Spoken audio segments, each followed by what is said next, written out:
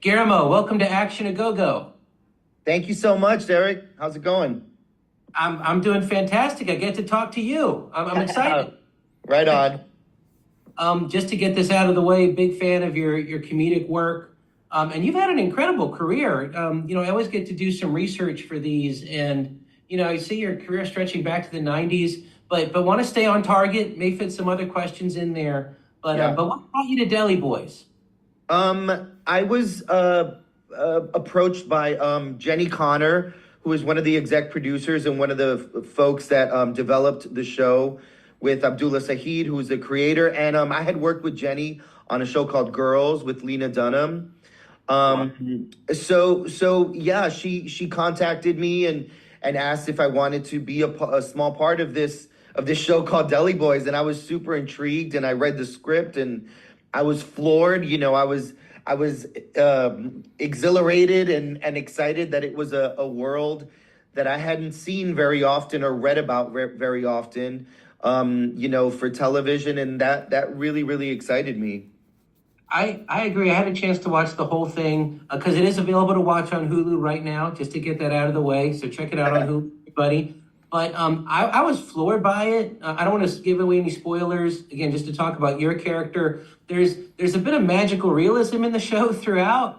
Yes. And your character sort of typifies that. Maybe you could tell me a little bit about your character. And again, I know no spoilers, but Yeah. like your character is a lot of fun. It's anyway. Go for it. Go for Yeah, it. yeah, definitely. I play a character named Chacho, and yeah, he definitely dips his toe into the outrageousness and the sort of fantastical world of whatever it is that he's doing. It's we kind of get a little taste of, a little bit of information from the other characters that Chacho and his family is someone that their dad, their late father, their late Baba, who was murdered by the golf ball, had done business with before. So now my character is sort of coming back, and I think this is the first time they've met him in particular, but they've had dealings with the rest of his family. So he's just my character is sort of you see him introduced in the last episode, and he comes in, and sort of he kind of tells him how he's excited to continue working with them because they've done good business, and then just to see Purna and Asif and Sagar, and just experiencing who Chacho is when he does that front flip off the truck is just so hilarious.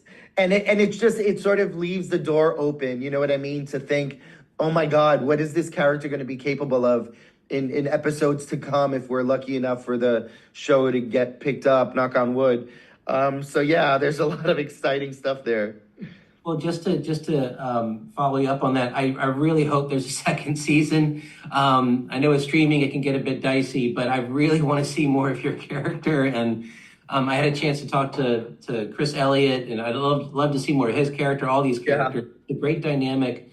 And you got to work with Orna and Asif here. What was it like just with them on set? When they watch you do these front flips and whatnot, Yeah. how do you keep a straight face on that with that action going on? Oh man, it was really hard to keep a straight face, but I've become a bit of a pro at keeping a straight face. I did a movie with John Lovitz, and that was the hardest thing I'd ever done because I had to keep a straight face for the whole film. But listen, coming onto the set of Deli Boys was so infectious. The happiness and the excitement and the fun that they were having on that set was just, again, so infectious. So when I first met Purna and Asif, I met Cigar as well. I didn't have any scenes with Cigar, but they were just so happy to welcome me to the set of Deli Boys, and they're pros, man. They're such pros, and I think again, my character's in the last episode, so Purna and Asif were just sort of at the tail end of shooting Deli Boys. So it was that sort of excitement of like, oh my God, we got through a whole season of a show. How exciting. And so they were just super, super exciting. And again, they're so hilarious. Purna is just my, not only is she my fashion icon right now, like move over, like Madonna or whoever else was out there, but Porna's just killing the game in fashion. But she's also like one of the most talented actors I've ever worked with, and I only worked with her, a couple of hours, and I was just, I couldn't believe the sort of talent that this woman has in her, and Asif as well. I mean, just again, I can second that emotion. She puts in so much work in Yeah. this show. Again, no spoilers, but there's action, there's comedy, and I was just getting belly laughs out of every episode, which was so refreshing. Because I'm Yes. a bit jaded at this point in my life, and it's fun seeing a unique comedy coming from this angle. So I don't know. Did you have a chance to talk to Abdullah about where this show came from? Because he's the creator of the show and whatnot. Like, because it's about a Pakistani family. I can't recall a lot of Pakistani American media and whatnot.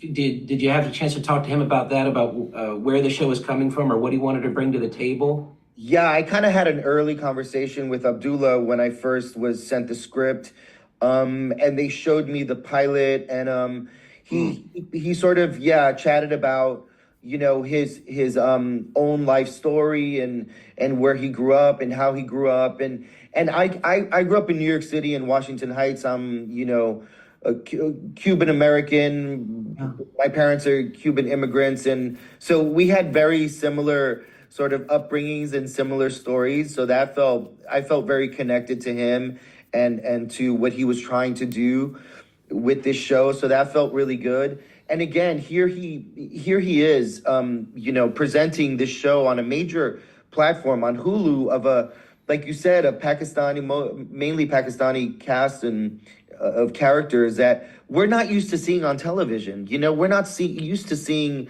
these folks on our TV screens or movie screens, and unfortunately, but here we are, and Hulu, accepted it, and the powers that be were like, okay, let's do the show.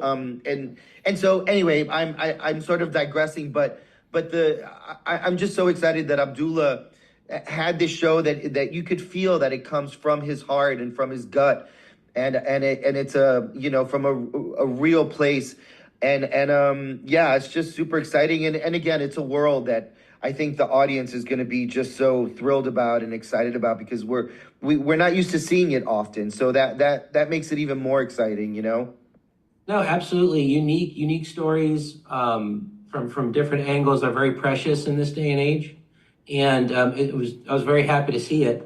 But maybe just to pivot to you as an actor and whatnot. I mean, you've been in some incredible comedies. High School High, you mentioned. I can imagine what that experience was like. Of course, your work with Dave Chappelle, between Half Baked and the Chappelle Show. I still have vivid memories. I just watched a clip from the copy. Oh my God! And your performance in that is just so intense. And then wrap it up. But what for you, like, from going from comedy to more serious roles, right? As an actor, what is that transition like for you?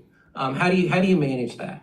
It's such a good, often, it's a question I'm asked often, and Oh, I sort of have a little bit of a boring answer, because for me as an actor, I just, I don't really, it's not like a major sort of transition from the comedy. Okay, now I'm gonna go do drama. It's just sort of, I think it's just sort of in my blood and in my skin. And if I'm in front of Dave Chappelle or Porna or Asif or whatever, it's just that comedy just sort of organically comes out, and I'm a big goofball, and I love to laugh, and I come from a family that made a lot of jokes and played a lot of pranks, and so I think it's in my blood and in my gut. So it just sort of comes naturally. And then listen, and with that said, I'm also a huge fan of drama and horror and thrillers, and very dark,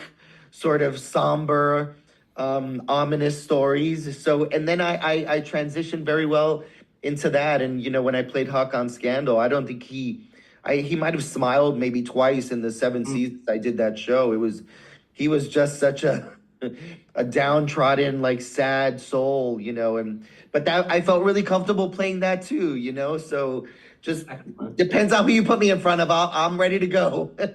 Well, that's the talent, right? That's the job. I mean, and boring is good if it gets the work done. I mean, Yeah. can't fault you for that. Last question, just personal fanboy question, maybe from your experience with Dave Chappelle. What did you learn from him, or maybe vice versa? Was there anything he learned from you when you guys were working together in that sort of period between 1990 whenever and the end of the Chappelle show? I think what I learned, one thing that I learned a lot of things from Dave Chappelle. He's such a genius in my opinion.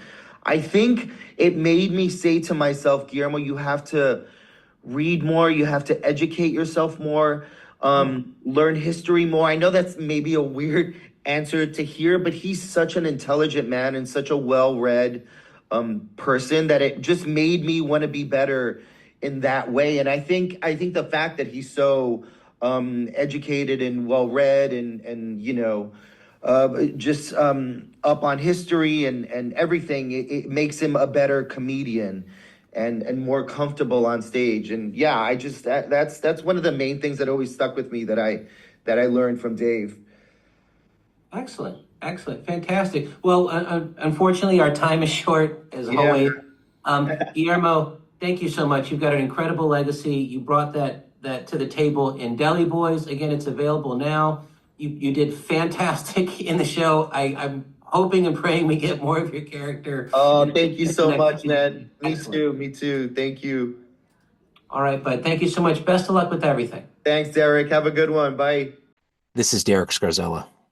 If you've made it this far, thank you for watching or enduring. If you're feeling generous or even just mildly entertained, please like, subscribe, and comment to support the channel. I know you've got opinions. Don't even try to deny it. Drop them in the comments. Argue with me. Argue with each other. You are officially invited to engage in glorious internet combat. You can also find me on X, the artist formerly known as Twitter, Instagram, Threads, Instagram's awkward little brother, and the granddaddy of them all, Facebook. Oh, and while I've still got your attention, my novels The Vicious Game and Knuckle Crack Bone are up on Amazon. They're unapologetically gritty, punch-you-in-the-face crime stories with rave reviews. If you give them a shot, I'd be honored. Thank you again for watching. Rest well, hero. You're home.